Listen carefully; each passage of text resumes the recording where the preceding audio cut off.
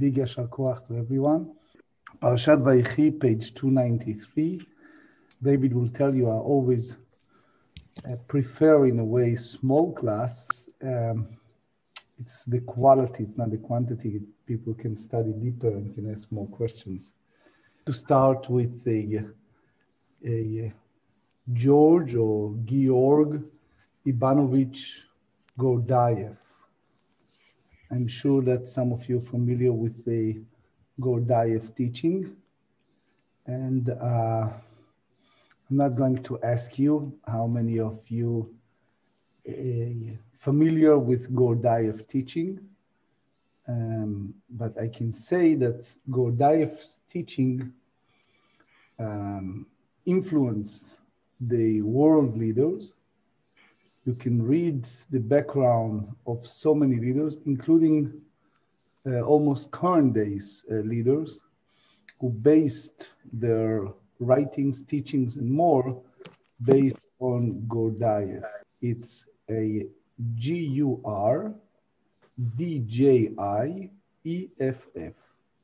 Again, George, Gurdjieff.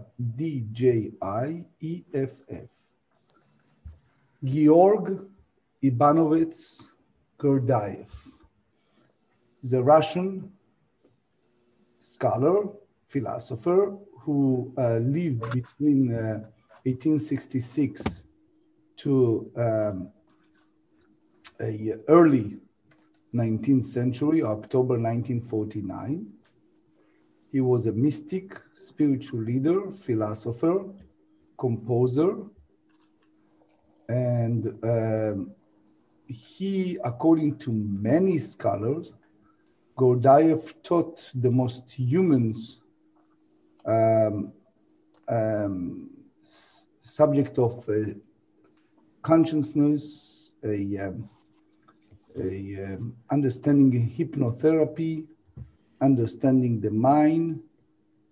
I'm not just speaking about those who study psychiatry or neurology that study Gurdjieff's teaching, but even the Eastern culture, those who familiar with the method of awakening from one consciousness in the sense of, take for example, the teaching of yoga, teaching of the big part of Confucianism and Buddhism. They have a lot of mechanism to Georg Ivanovich Gurdjieff. Now, this is not a Gurdjieff's lecture, but it will give us a springboard to our study of Parashat Vayechi, because in just one or two lines, Gurdjieff said that the whole dynamic of world of scholarship that have this discussion of who is right, the world of science or the world of religion, Gurdjieff said the science world is right because there is no human soul, he said. Obviously, I paraphrase his word. When a person is no longer among the living, he or she have nothing. However, he said, if a person find, which he called the fourth way, and you can see a lot of extensive writing on the fourth way of Gurdjieff, if a person works very hard on himself, on herself, in order to develop which we call in Judaism, neshama, in order to develop himself, herself, and to make themselves out of something, only after absolutely arduous effort of life, a person can leave something in this current world that maintain in the future as well. Meaning, Gurdjieff said in our language, and remember, he lived at the early 19th century, that a person is a machine. And all the objects of a person, I'm just paraphrasing his extensive teaching. He wrote several books, but main teaching come out of many of his students. He says a person is a machine. most of the operation of person, he or she, is a operation of a regular machine. He said, human people, you and I, everyone is basically under some type of hypnosis. And people hypnotized each other. And the whole communication, the act of communication, not only the media, but the act of communication between people, according to Gurdjieff, he called it the fourth way, which means something inside the person is up. There is an owner of the property, but that owner, he or she, is basically sleeping. And therefore, in a person's mind, according to Gurdjieff, there is a part that conducts our lives. Sometimes the part is the part of anger. Sometimes is the part of a happy. Sometimes, or many times, is the illusion that me and myself and I, like Carl Jung and Freud and Adler talk, Gurdjieff much earlier talked about the illusion that it's only one me. So just to give you the idea of the influence of Gurdjieff, I'm sure, as I said earlier, that many of you are familiar, but if you take the world leader in the past 100 years, I give you some names. If you read the writing of Al Gore, okay, way before his campaign, but even during his campaign. If you read the biography of the past president, Barack Obama, biography of his life, according to Barack Obama, Gurdjieff was one of the most influential characters in his life. Okay?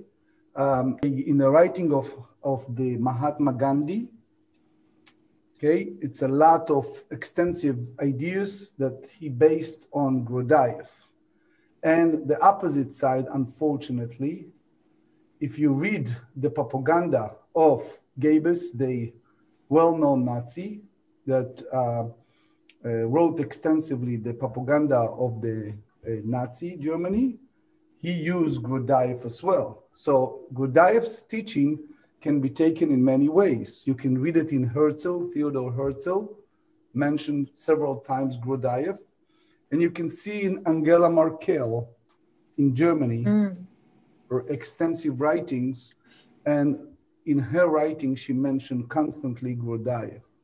So for those of you, the few of you that never read Georg Ivanovich Gurdjieff's books, movies, and more, this is your time to do it. He lived in the end of the 19th century, and he talked about the fourth way, the four centers of a person.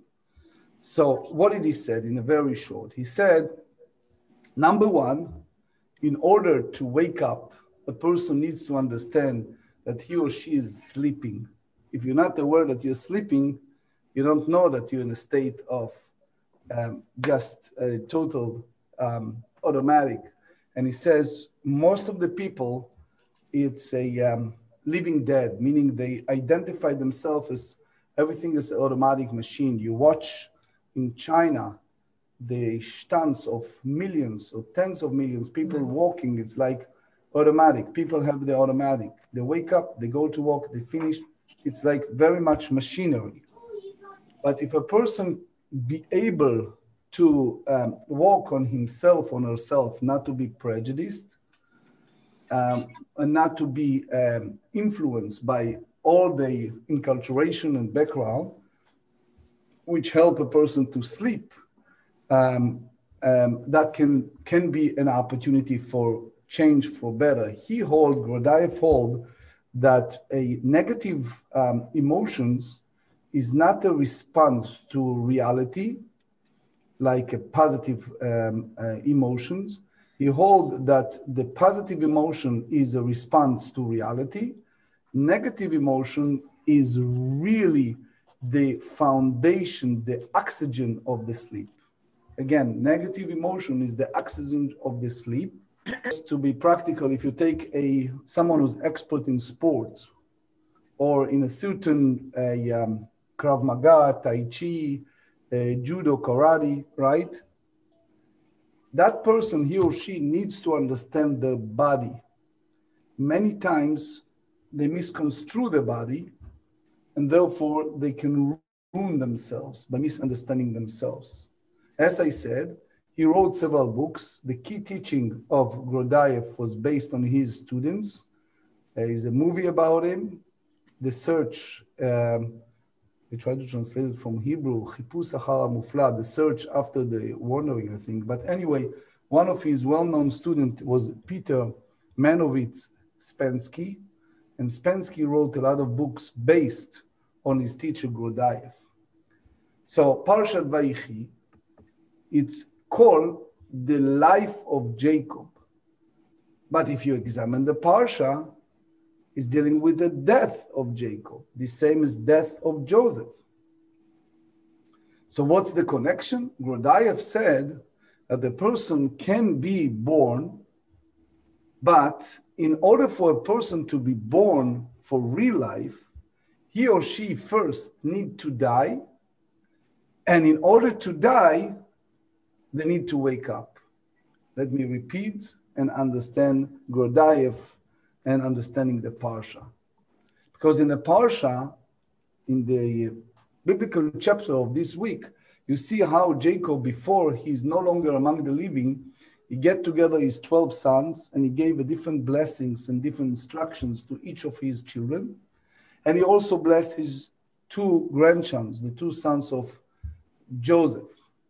But, and Osnat, but the way that it's written, the rabbis tells us in the Midrash, Yaakov Avinu lo met. Jacob never died.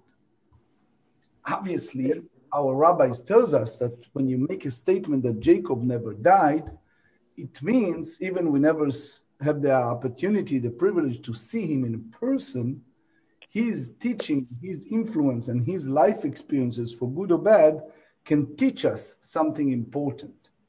So Gurdjieff said that a person can be born, but he or she needs to go to a traumatic, to certain shocking experiences in order to create a understanding of new birth. He says that it's a very similar to the yoga philosophy, that there are 3 different parts of human power, meaning whenever you see something in your life, it's a combination of 3 things. One is the active force, one is the passive force, and one is the force that neutralizes everything.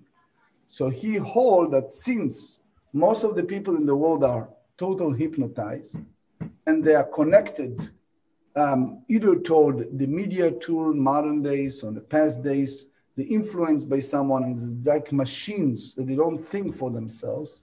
So therefore, the experience that they have, the shocking experiences or something that really move them and shake them, this is the only great gift, great opportunity that the nature gives to a person in order for him or her to reborn again.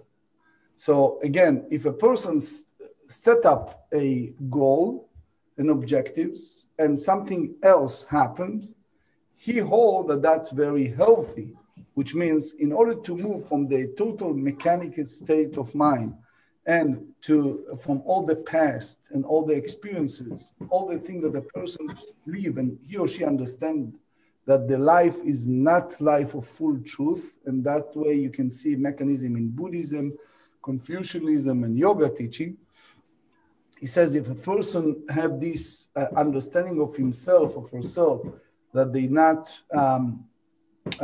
be able to handle their mistakes, they not be able to understand what's the right way to do things, then they'll never be able to have the great gift of uncertainty, shock, and trauma, which according to Gurdjieff, it's a great opportunity for a person to reborn, to create a rebirth.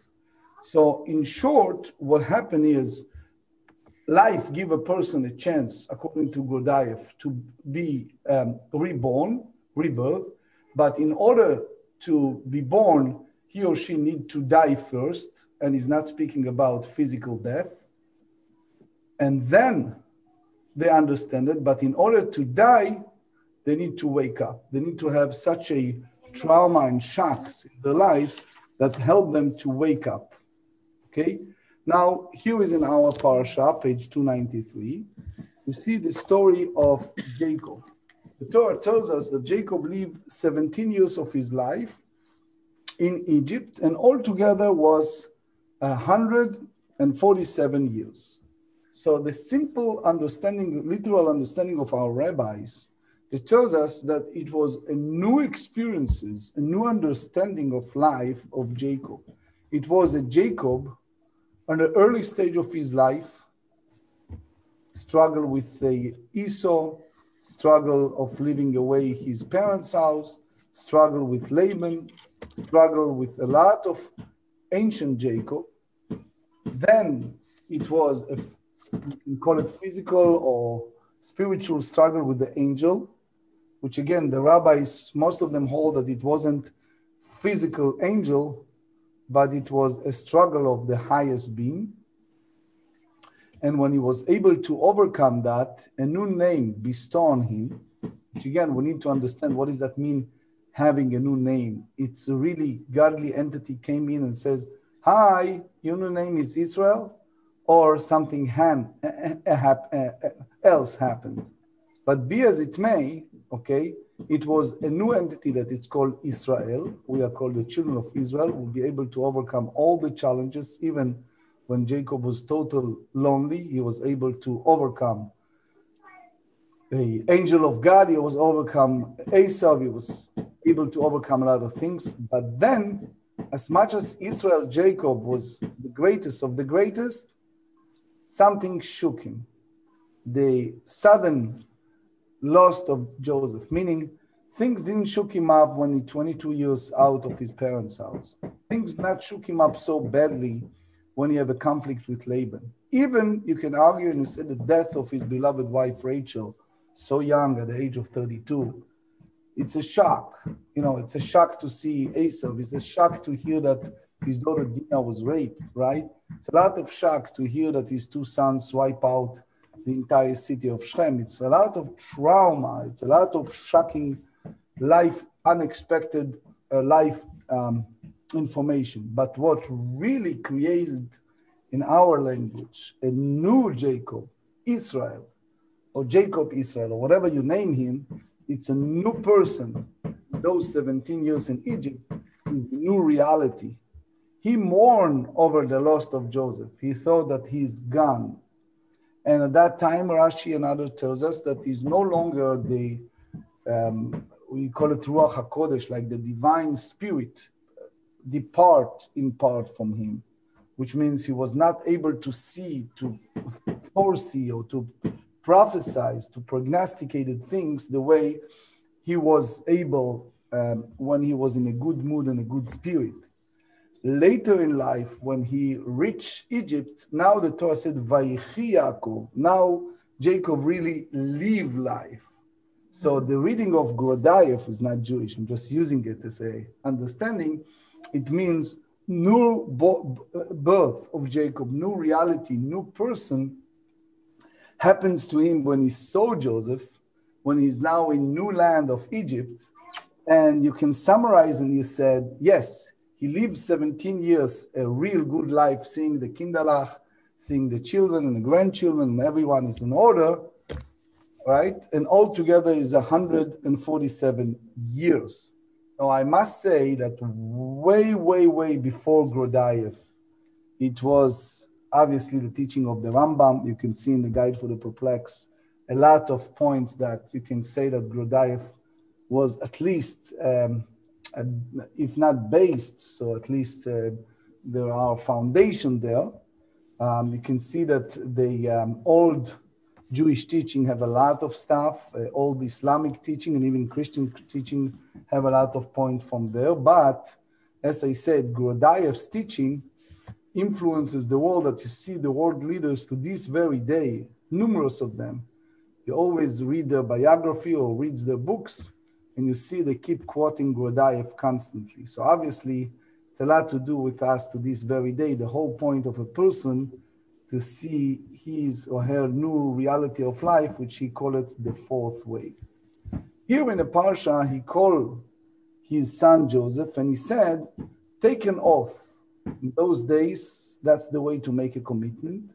Put your hand under my thigh, which the rabbi said it's a few interpretations, but the key is take an oath.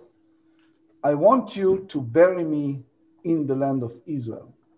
I want to be buried there, and make sure you pull me out of this land and bury me together with my ancestors. And Joseph promised. Jacob was not happy with that. Even he promised, he said, take an oath, swear to me. And he swore to him, and then Jacob fulfilled the Joseph dream. He now, Israel, he bowed down to his son. He bowed down. In our languages, that's the manner in Egypt when you go before the king, the viceroy king, and you bow down. Obviously, there's a lot to discuss here. Why Jacob, Israel, wants to be buried there? Why he asked his son to take an oath, that he was afraid that the Egyptians will make him an idol, that they embowel the body. Look at the pyramids, and you look at the way the Egyptian does things to this very day. They do embalming of the body, and they do things like that. He doesn't want people to worship him. Moses, for example, the Torah said, was not buried for people to worship the grave, you know. And some say that even Joseph wanted, he's still not the ruler. He's a viceroy king. And it may happen that because he blessed Pharaoh of the Nile River that flowed the water, and Pharaoh saw the greatness of Jacob, maybe Pharaoh will allow burial, but not for Joseph to leave the country as a viceroy king. Because remember, Joseph was a slave, Joseph was a prisoner, and things can turn around in a second. Remember, this is a Pharaoh that killed all the baby boys, or at least some said. So, be as it may, he asked him to take an oath. So either in a positive way, because he's afraid of the Egyptians, or is a negative way that he was afraid after his death. So 294, he get together and he took his two sons and they blessed him. He blessed them. And it's a big to-do how he blessed them and what he blessed them. But in general, Rashi and others tells us it's because even they live in Egypt, what kept them is the fact that they kept their name, Menashe and Ephraim, and they kept their Jewish identity. You know, this week we heard a lecture about the value of Jewish names. Your rabbi can tell you, when he came to the country in the 90s, they give the opportunity to give English names. And I insisted to keep my Hebrew name because of this, because they said that one of the things that they give the Jewish people a chance to be out of slavery was they kept their identity. They kept the connection identity. I can tell you, it's a side note, that when I taught in college, for years, I have the pleasure to have the students call me names, you name it, which was to me a pleasure, such as Mashi, Misha, Mosha, Meshe, you name it. But I try to teach them that my name is Moshe. But the key is that when you keep your Jewish identity and your Jewish name, it keeps you on the toes and connected to your root and who you are. And that's what the blessing to the two sons. He blessed them in the blessing that we give to our children on page 296. You see a well-known Jewish tradition. Some does by the father, some does by the mother, some have it by both parents. I remember my late father, rest in peace. We are 8 children, and we're standing in the line by the order we are born. So I'm number 4. And Dad, after Mom, light the Shabbat candles. Before, we start either the meal, depending on the season, or go to shul. will stand in line, and dad will wear a tallis and put his hand on the top of the heads of each of the kinderlach, and later on the grandchildren, and he followed these words that you have in the Parsha, which is Yesimcha Elohim ke Ephraim v'chi Menashe, and he said Yevorechecha, which is the Birkat Kohanim. Page 297, Hamalach HaGoel Oti Mikol Ra, that godly entity that redeemed me from all the harm. Yevarech et hanarim, bless these children. V'kareh bahem shmi, and they shall always remember the name, meaning the roots, where they came from. V'shem avotai, and my ancestors, Abraham v'Yitzchak v'yidgu larov b'kerev haaretz, and should be successful in all their endeavor on earth. If it's a female, you said Kesor, Rivka, Rochel, Belea, but you use the same Yevorechecha, the same Birkas Kohanim, and the same blessing. That's the source of the blessings you see on Friday night in many, many Jewish families. They're blessing the children, grandchildren. It's a matter of fact that just an hour ago, I have what is called a WhatsApp. My oldest daughter came from her shift in the hospital. You know, she's a head nurse, and she did the night shift. She's doing the delivery room, and she always, before the end, she wants the blessing before Shabbos. And sometimes when the kids are around, she handed over the phone and give a blessing to everyone. And then my youngest daughter called, she asked the same. So that's the source for those blessings that we give our children. Page 298, something very weird happens. On chapter 49, this is a very emotional moment. All the children get together around Jacob. He knows that that's the end. And he called his children. He says, I feel that that's the end. Come, assemble, and I'll tell you what's going to happen to you the end of the days. And all the commentators jump on that and said, wait a second, read the text, what's going on? He's not telling them the prophecy of the end of the days. Rashi, in the literal sense, said, wait, Jacob wants to tell them, but the divine providence did not let him. It happens sometimes if you speak in public, you're planning to say something and something else come out. Many speakers tell me that. So it happens to him for all kind of reasons, which we need to discuss, why he wants to tell them the future and all of a sudden he's saying something else. The simple explanation, it's because that generation was not ready, and he was afraid that name success and challenge. It's like people ask you a question, how come in the Torah we have everything, but we don't have a clear mention of Olam Haba, of life after death? And in Judaism, we say Kaddish, we light candles, we give tzedakah, because we believe that those who physically no longer among the living, their spirit is still here. That's, we say Yizkor and many more. We visit their graves and more. So in that sense, it's a connection that Jacob, as the Parashat Vayechi, Jacob never died.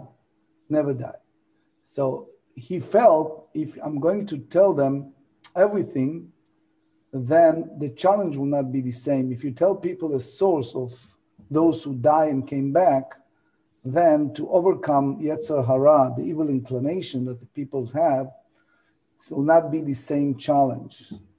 If already the teacher will tell you, or parents will tell you that that's what's going to be the outcome, then you'll not only not be so excited, but also you don't really exercise. So he get together all of them and he starts saying things that appear as admonition.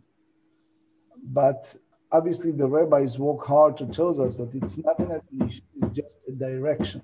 And here I want to share with you the concept that it's called halachic living will. Anyone heard that concept of halachic living will? Halachic living will divided to two parts. One part, writing and tell them what is the value that you cherish, and what exactly you very much like, if not your kids, maybe the grandkids, maybe someone else, whoever is there, maybe your students, maybe someone discovered those. Even people who have no children or nobody, they still can live halachic living will that someone else will find out and maybe wants to follow. But it's basically a self-identity of who am I, what are my values, and also the way that they used to do it in Europe is also expression of your minhagim.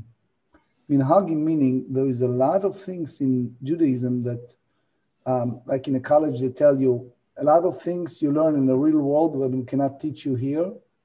You know, the same way here, there are families have different minhagim.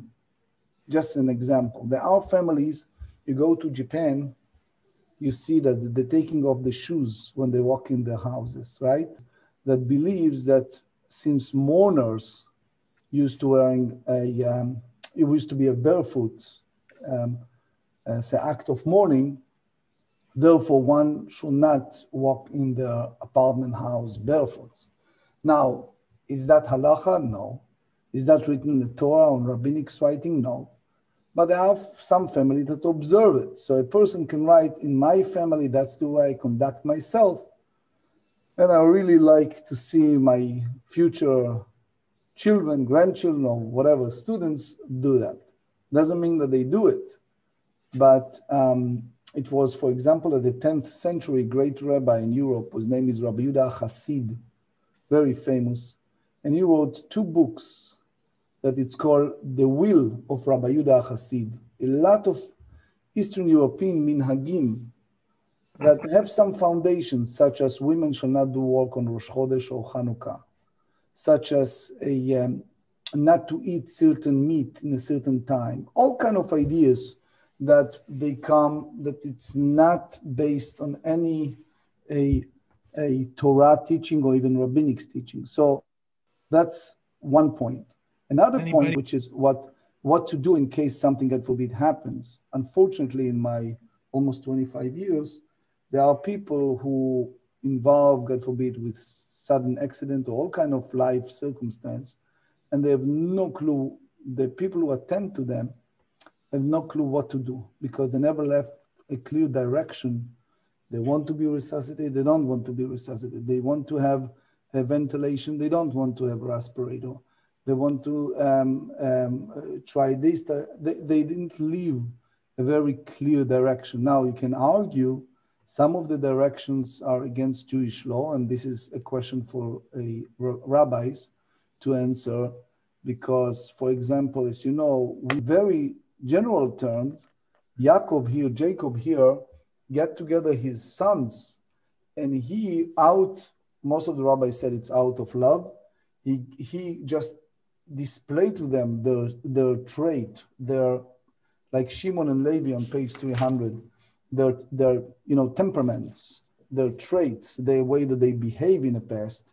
And he asked them to direct that behavior in a positive way. So Rashi explained to us when he said at the end of verse 7, I will divide them in Jacob, scatter them in Israel.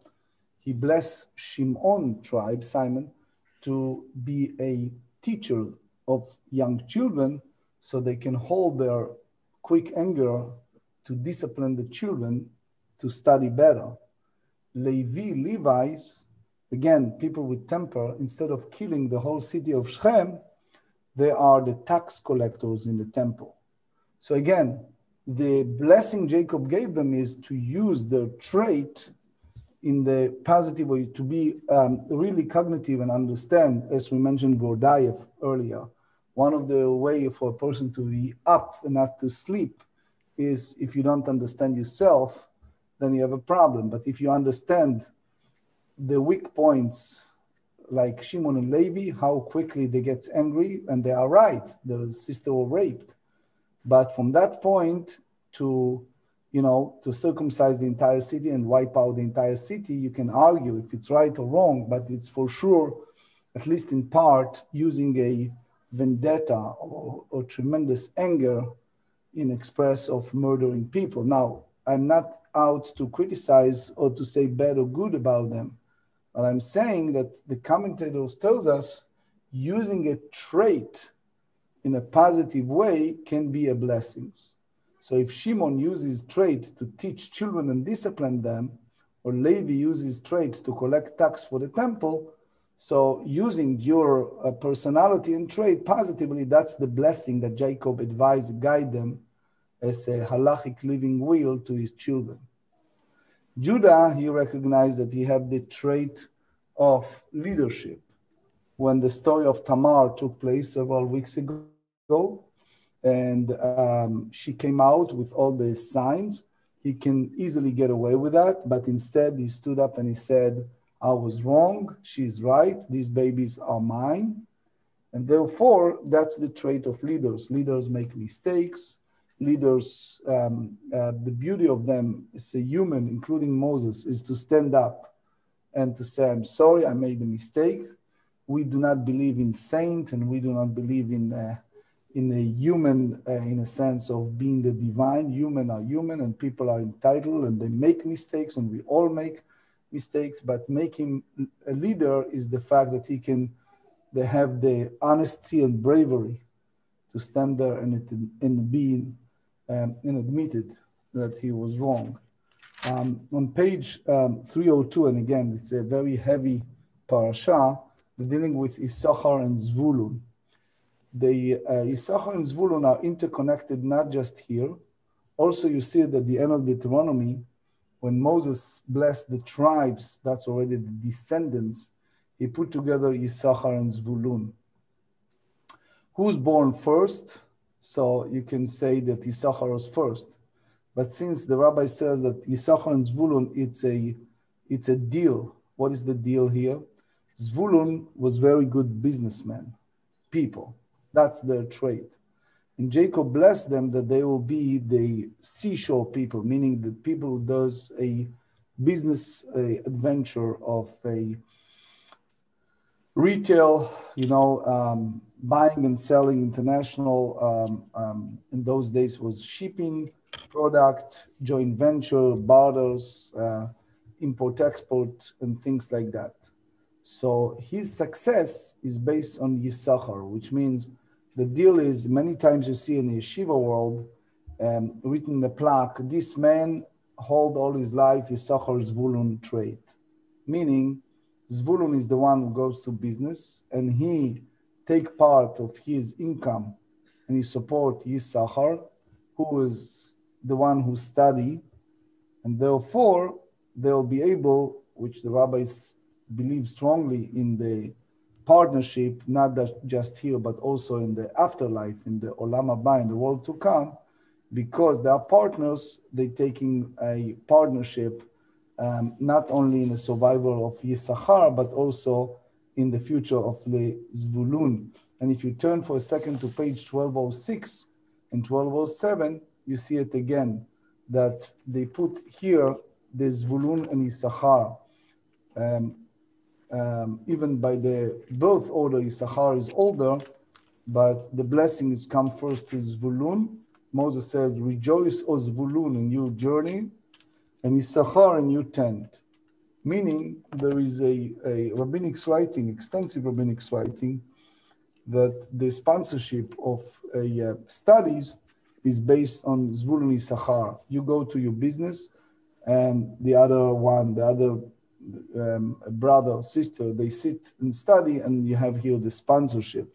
There is a well-known story of the Rambam, the great Maimonides, who all his life, even he was part of his life, he was a physician and philosopher and writings and community rabbi, but he refused to get paid as a Torah scholar for his teaching of Torah. And according to his writings, his brother David was very much in the boating business and international business of import-export. And the Rambam kept writing that all my extensive teaching in medicine and philosophy is based on my brother's sponsorship. Later in life, unfortunately, if you read the history of life of the Rambam, David lost huge part of his business, and then the Rambam cried out of reduction of his capability of writings and doing things for the community because lack of fund. Anyway, there is much more to discuss. I must skip some because it's a lot to say, but I want to continue what we said in the very end of last week, and this is a very sensitive and painful subject. So let's go to page 306, chapter 50. Jacob is already gone, and Joseph asked the physicians to temporarily embalm the father. That's the way that they did it in Egypt. And then they mourn that time. Again, we need to understand why it's 40 and why it's 70. But then Joseph asked for special permission for Pharaoh, verse 5, to go and bury his father. And Pharaoh said, okay, you can do it. And he ascended with all the people around his limousine, right? With his wagons and horses. And the whole family was a big marching to the land of Canaan to bury Jacob. And the text said on verse 9 that it was very, very large troop. It was a huge funeral procession. Now, one of the sources for the Shiva, as you know, there's a 7 days period that we mourn, and that's the beauty of Judaism. They give a process of healing. They tells us that it was 7 days. Joseph, for his father, on verse 10, he lamented and he mourned a period of 7 days. That's what we call Shiva. And then they are about to return. And the key I want to discuss, because I'm running out of time, is what happened after Jacob is gone. And you see on verse 15, that Joseph's brothers saw the father was dead, and they said, okay, now Joseph is going to bear a grudge against us. He's going to pay us back. And they said to him, Dad said that you should forgive us. And Joseph cried when they spoke to him. Here, the rabbis in the Midrash and several sources reveal to us the clear incidents, what exactly transpired here, which show human behavior and mindset of people, which I think that's one of the very emotional and sensitive part in the Torah. I can attest in about 45 years that I'm reading the Torah, that this is the part that I always stop for a second because it's so emotional. What exactly happened and why they feel that way? How come the brothers feel so strongly that Joseph is about to kill them, torture them, pay them back? He has all the power. They did so much harm to him, and that is a golden opportunity to pay them back. But how they get to that point, how they get to that decision to get together and said, Dad said that you should be kind to us and forgive us. Why they think that way, and why Joseph cried when he heard that. I want to refresh your memory what we discussed last week at the very end. Because if you look at the verses, Joseph said, well, I'm not God. You thought bad, but God meant to have me protect you and taking care of you and everything. But we learn at the very early part in this study, Gurdjieff's teaching and the importance of shock and discussions over this. This discussion comes to being only when the father was gone. Why all the brothers collectively feels that this is the time to pay back? So we heard opinions, but if you remember last week, I referred to you to very well-known Talmudic writings and rabbinic writings that speaks about the procession. The procession was the wagon with all the horses, and then used nowadays the limousines, right? Right? All of a sudden, Joseph stopped. You remember that? He stopped at the pit. He stopped at the pit that many years Right. earlier his brothers put him, and he left his wagon. He was standing there, and they saw his lips are moving, and he was just by himself at the front of the pit for about 10 minutes. And then he gets back to his wagon, and they travel to Egypt. That moment that he was alone in the front of the pit, and the brothers collectively put him, that's the moment they're all watching, and now they have these realizations of great fear that he is coming back in order to pay them back. Now the Midrash said that Joseph was standing there and he was saying, now when I reach maturity, I realize how wrong I am. When I was a kid, I was selfish. I was 17 years old. I have a dream. It's not what you say, it's how you say it. I say it in a condescending way. And I'm so sorry for all of that. I caused that to happen to me. The brothers interpret it that he is just going back to that point, and now he is about to pay them back since the father is gone. And that's the reason the rabbi tells why Joseph cried in verse 17, why he cries so much when they talk to him. Because he tried to tell them that he felt guilty for all that event that transpired, and he felt that he deserved to die in that pit. And he thanked God, watch over him and not to die. And he felt that he was wrong. The brothers felt that they are wrong. But to prove this point, you can see something very, very painful at the end of the parasha. The end of the parasha, on page 310, verse 25, something happened very, very painful. Do you remember we discussed earlier, Jacob got together his son Joseph and he asked him to be buried in the land of Canaan, and then he asked him to take an oath. Here is another oath. Verse 24 said, Joseph got together before his death, he's 110 years old, and he asked his brothers, please take me out and bury me in the land of our ancestors. And he said to all his brothers, take an oath that you take my bond out of Egypt. He died. And what they do? The last line of the parasha. What did they do? They embalmed him and placed the coffin in Egypt. Buried in Shechem, in Nablus. Who took Joseph out of Egypt? Moses. How many years later? 53 years. The time the Jewish people are in Egypt was 210 years.